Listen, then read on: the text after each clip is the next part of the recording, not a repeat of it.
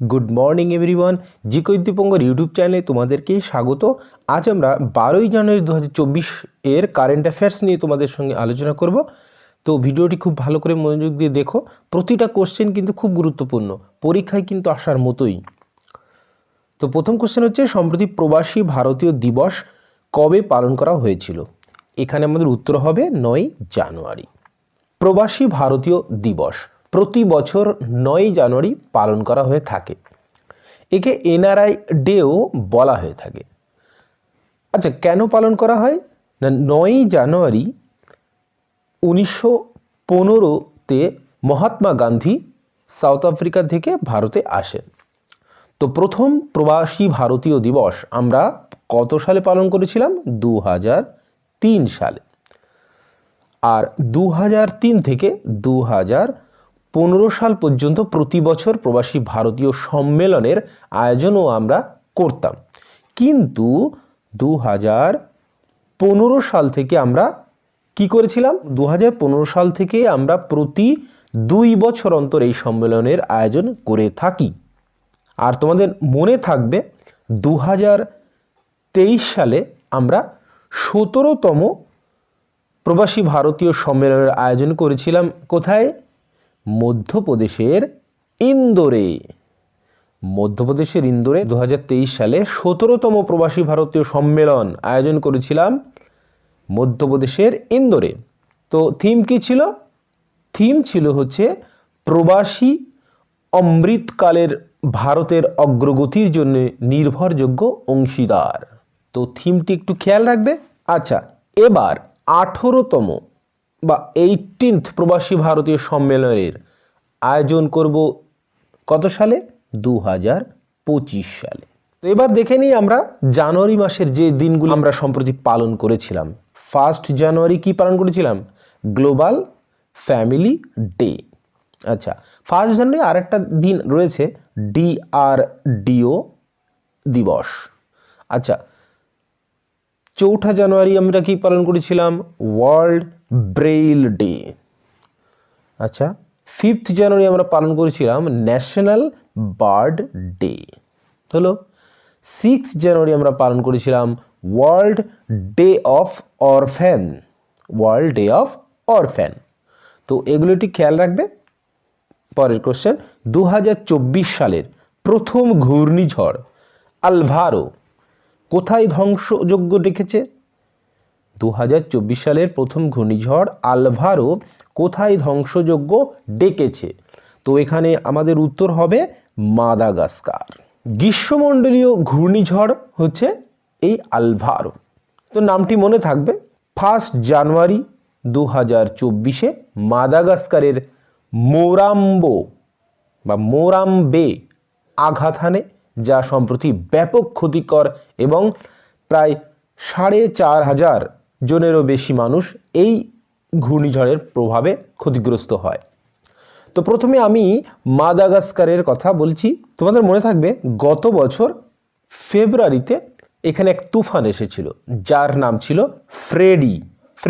আর এবার দেখো 2024 সালে জানুয়ারিতে এসে গেছে আলভারো। তো মাদাগাস্কার কোথায়? তো এই হচ্ছে ম্যাপে মাদাগাস্কার। এই হচ্ছে ম্যাপে মাদাগাস্কার। এটি হলো বিশ্বের চতুর্থ বড় দ্বীপ। আচ্ছা, রাজধানীটা কি? রাজধানী হচ্ছে অ্যান্টানানারিভো। আচ্ছা, মুদ্রা কি? মুদ্রান বা কারেন্সি কি? এরাইরি। আচ্ছা, এখানকার প্রেসিডেন্ট কিন্তু সম্প্রতি নিযুক্ত হয়েছেন, তার নাম অ্যান্ড্রি নিরিনা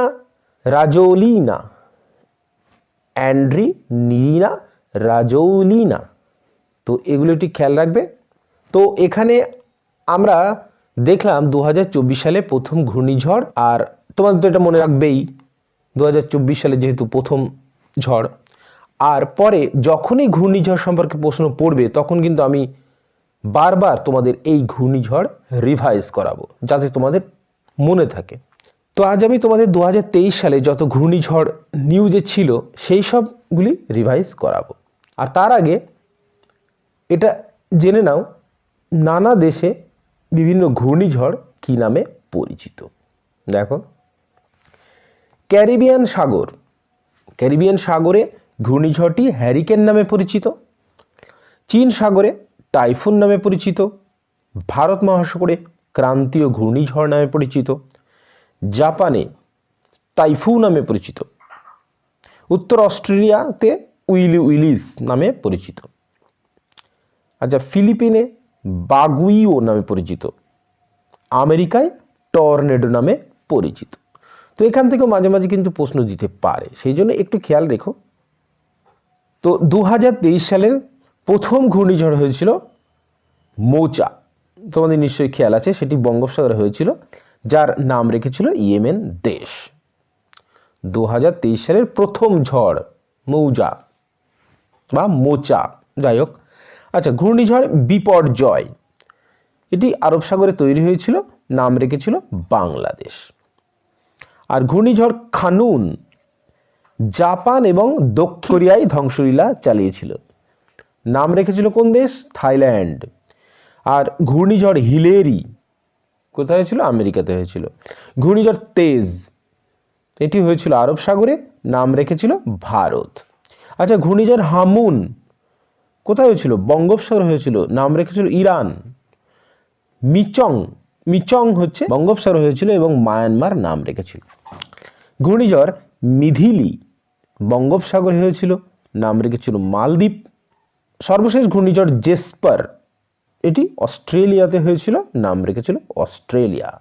তো এইগুলি কিন্তু ভেরি ভেরি ইম্পর্টেন্ট, এগুলো সবই 2023 সালের ঘূর্ণিঝড়, তো খেয়াল রাখবে এগুলো।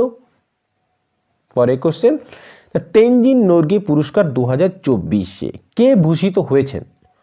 তো এখানে আমাদের উত্তর হবে সবিতা কানসোয়াল। তো এ প্রশ্ন কিন্তু ইম্পর্টেন্ট, এটি মনোযোগ দিয়ে দেখবে। তো সবিতা কানসোয়াল 2024 সালে তেনজিং নোরগে পুরস্কারে সম্মানিত হয়েছেন। তিনি কিন্তু মরণোত্তর পুরস্কার পেয়েছেন।